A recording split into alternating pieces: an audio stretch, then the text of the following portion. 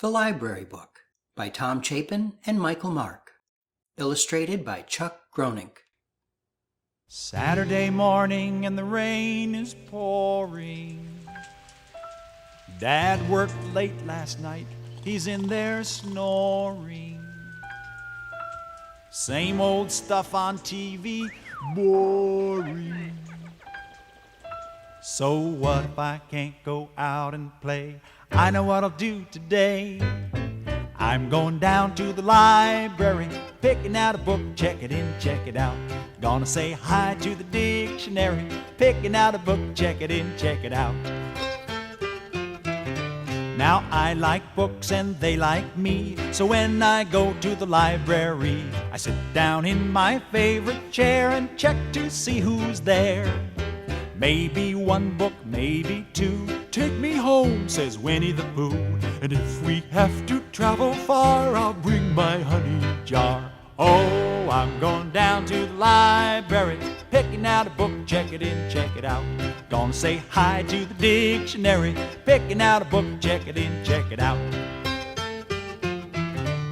Sleeping Beauty yawned and said, I'll come when I get out of bed. But Madeline says, let her nap, and jumps into my lap. The Cat in the Hat says, hey, I'll go. Don't take him, cries Pinocchio. Don't take that cat to your address, he always makes a mess. Oh, I'm going down to the library, picking out a book, check it in, check it out. Gonna say hi to the dictionary, picking out a book, check it in, check it out. Mrs. Parker's back behind the checkout desk today. The Cheshire Cat jumps on her head and says, let's play. But Mrs. P says, goodness, are you sure you want all these? Oh yes, we shout together. She says, shh, quiet, please. I'm going down to the library, picking out a book, check it in, check it out. Gonna say hi to the dictionary, picking out a book, check it in, check it out. The seven dwarfs begin to shout, say, take us with you, check us out. Then Cinderella gets her gown, and Babar grabs his crown. And then Curious George swings from the shelf, along comes Mother Goose herself. Out the door we danced and sang, the whole library rang. Oh, I'm going down to the library, picking out a book, check it in, check it out. Gonna say hi to the dictionary, picking out a book, check it in, check it out. I'm going down to the line, shh, picking out a book, check it in, check it out. Hi everybody, welcome to StoryTown.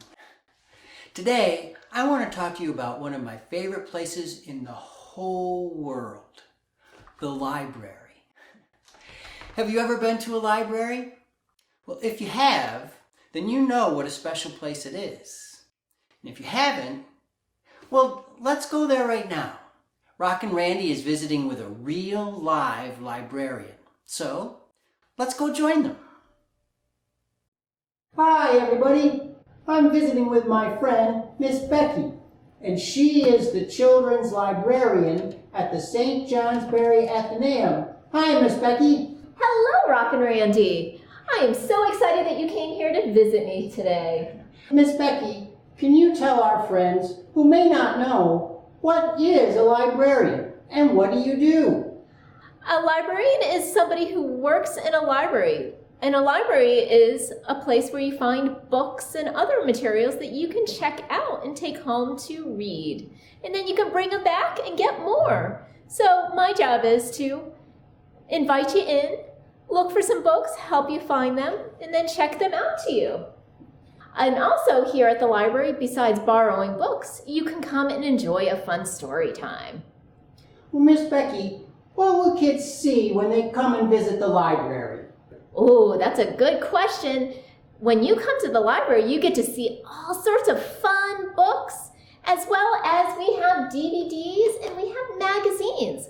Also, the St. Johnsbury Athenaeum has a great art gallery, so you can come check out the art anytime. Miss Becky, if someone comes to the library looking for a good book, what are a couple of your favorites? Ooh, that's a good question, Rockin' Randy. I have with me right now two of my favorites. I love a good funny book. So I've got with me Bark George, all about a dog who does not want to bark. He makes a lot of noises, but he doesn't want to bark. And another great one is The Bad Seed. That is just another funny book. So if you like some funny books, I've got lots to recommend. Yeah, well, Bark George is one of my favorite books, too. Wonderful, that's great to hear. Well, Miss Becky, what do you like best about being a children's librarian? Oh, Rockin' Randy, that's a great question. I love when the kids come to visit me here at the library. I love it when they come and ask about the books, and when they come and share the story times and activities with me as well. Well, thanks for telling us about the library today, Miss Becky. I love coming to visit, and I know my friends will too. I hope they'll come visit. I really appreciate you coming to visit, Rockin' Randy. You know you're always welcome. All right, everybody. See you at the library this summer. Okay, thanks, everybody. Bye. Bye. Well, if you haven't been to the St. Johnsbury Athenaeum, now you know what to expect. It's a really nice library, and you're going to like Miss Becky. She's very helpful and super friendly. Well, our next book was new to me, but very quickly it's become one of my favorites. And even though it's not that old, it has a real old-fashioned feel to it, in the way it tells its story and the illustrations.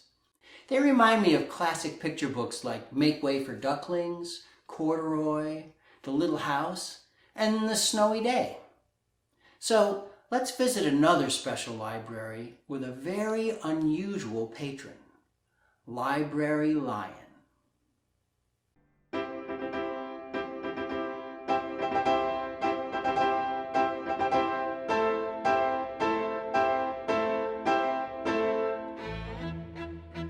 Library Lion, written by Michelle Knudsen, illustrated by Kevin Hawkes.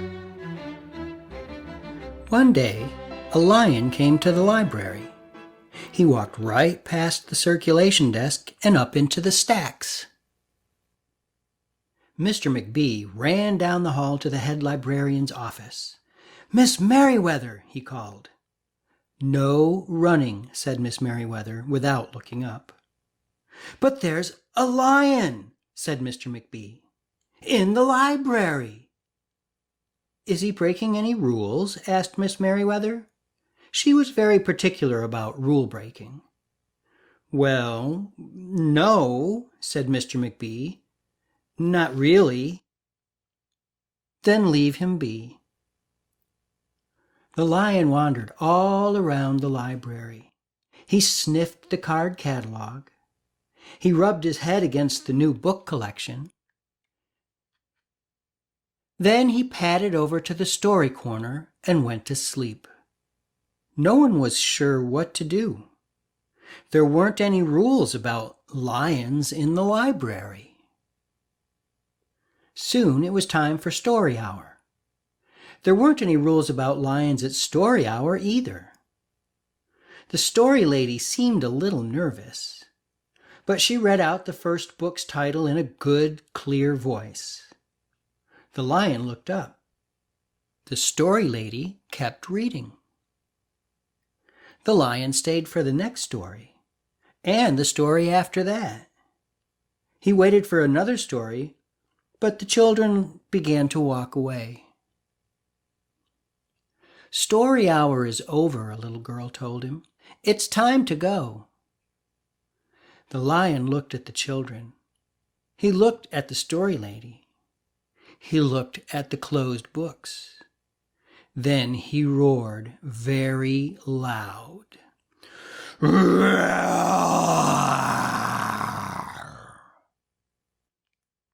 Miss Merriweather came striding right out of her office. "Who is making that noise?" she demanded. "It's the lion," said Mr. McBee. Miss Merriweather marched over to the lion. "If you cannot be quiet, you will have to leave," she said in a stern voice. "Those are the rules?" The lion kept roaring. He sounded sad. The little girl tugged on Miss Merriweather's dress. "If he promises to be quiet, can he come back for story hour tomorrow?" she asked. The lion stopped roaring. He looked at Miss Merriweather. Miss Merriweather looked back. Then she said, "Yes, a nice, quiet lion would certainly be allowed to come back for story hour tomorrow." "Hooray!" said the children. The next day, the lion came back. "You are early," said Miss Merriweather. "Story hour is not until 3 o'clock." The lion did not budge. "Very well," said Miss Merriweather. "You might as well make yourself useful." She sent him off to dust the encyclopedias until it was time for story hour. The next day, the lion came early again. This time, Miss Merriweather asked him to lick all the envelopes for the overdue notices. Soon, the lion began doing things without being asked. He dusted the encyclopedias. He licked the envelopes. He let small children stand on his back to reach books on the highest shelves. Then he curled up in the story corner to wait for story hour to begin. At first, the people in the library were nervous about the lion. But soon they got used to having him around. In fact, he seemed very well suited for the library. His big feet were quiet on the library floor. He made a comfy backrest for the children at story hour. And he never roared in the library any more. What a helpful lion, people said. They patted his soft head as he walked by. How did we ever get along without him? Mr. McBee scowled when he heard that. They had always gotten along fine before. No lions were needed. Lions, he thought, could not understand rules. They did not belong in the library. One day, after he had dusted all the encyclopedias and licked all the envelopes and helped all the small children, the lion padded down the hall to Miss Merriweather's office to see what else there was to do. There was still some time left before story hour. "Hello, Lion," said Miss Merriweather. "I know something you can do. You can bring a book back into the stacks for me. Let me just get it down from the shelf." Miss Merriweather stepped up onto the step stool. The book was just out of reach. Miss Merriweather stood on her toes. She stretched out her fingers. "Almost there," she said. Then Miss Merriweather stretched a little too far. "Ouch!" said Miss Merriweather softly. She did not get up. "Mr. McBee!" she called after a minute. "Mr. McBee!" But Mr. McBee was at the circulation desk. He could not hear her calling. "Lion," said Miss Merriweather, "please go and get Mr. McBee." The lion ran down the hall. "No running," Miss Merriweather called after him. He put his big front paws up on the circulation desk and looked at Mr. McBee. "Go away, Lion," said Mr. McBee. "I'm busy." The lion whined. He pointed his nose down the hall toward Miss Merriweather's office. Mr. McBee ignored him. Finally, the lion did the only thing he could think of to do. He looked at Mr. McBee right in the eye. Then he opened his mouth very wide, and he roared the loudest roar he had ever roared in his life.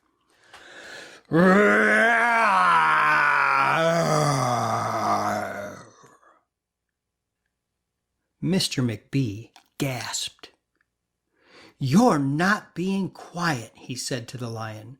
"You're breaking the rules." Mr. McBee walked down the hall as fast as he could. The lion did not follow him. He had broken the rules. He knew what that meant. He hung his head and walked toward the doors. Mr. McBee did not notice. "Miss Merriweather," he called as he walked. "Miss Merriweather, the lion broke the rules. The lion broke the rules." He burst into Miss Merriweather's office. She was not in her chair. "Miss Merriweather?" he asked. "Sometimes," said Miss Merriweather from the floor behind her desk, "there is a good reason to break the rules, even in the library. Now please go call a doctor. I think I've broken my arm." Mr. McBee ran to call a doctor. "No running," Miss Merriweather called after him. The next day, things were back to normal. Almost. Miss Merriweather's left arm was in a cast. The doctor had told her not to work too hard. "I will have my lion to help me," Miss Merriweather thought. But the lion did not come to the library that morning. At 3 o'clock, Miss Merriweather walked over to the story corner. The story lady was just beginning a story for the children. The lion was not there. People in the library kept looking up from their books and computer screens, hoping they would see a familiar furry face. But the lion did not come that day. The lion did not come the next day either, or the day after that. One evening, Mr. McBee stopped by Miss Merriweather's office on his way out. "Can I do anything for you before I go, Miss Merriweather?" he asked her. "No, thank you," said Miss Merriweather. She was looking out the window. Her voice was very quiet, even for the library. Mr. McBee frowned as he walked away. He thought there probably was something he could do for Miss Merriweather after all. Mr. McBee left the library, but he did not go home. He walked around the neighborhood. He looked under cars. He looked behind bushes. He looked in backyards and trash cans and tree houses. Finally, he circled all the way back to the library. The lion was sitting outside, looking in through the glass doors. "Hello, lion," said Mr. McBee. The lion did not turn around. "I thought you might like to know," said Mr. McBee, "that there's a new rule at the library. No roaring allowed, unless you have a very good reason. Say, if you're trying to help a friend who's been hurt, for example." The lion's ears twitched. He turned around. But Mr. McBee was already walking away. The next day, Mr. McBee walked down the hall to Miss Merriweather's office. "What is it, Mr. McBee?" asked Miss Merriweather in her new, sad, quiet voice. "I thought you might like to know," said Mr. McBee, "that there's a lion in the library."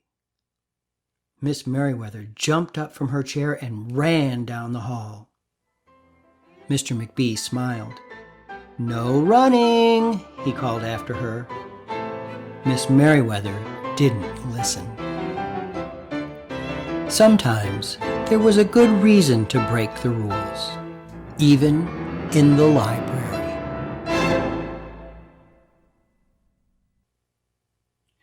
Well, that's our program for today. I'll be seeing some of you for an in-person Storytime visit in the next few weeks.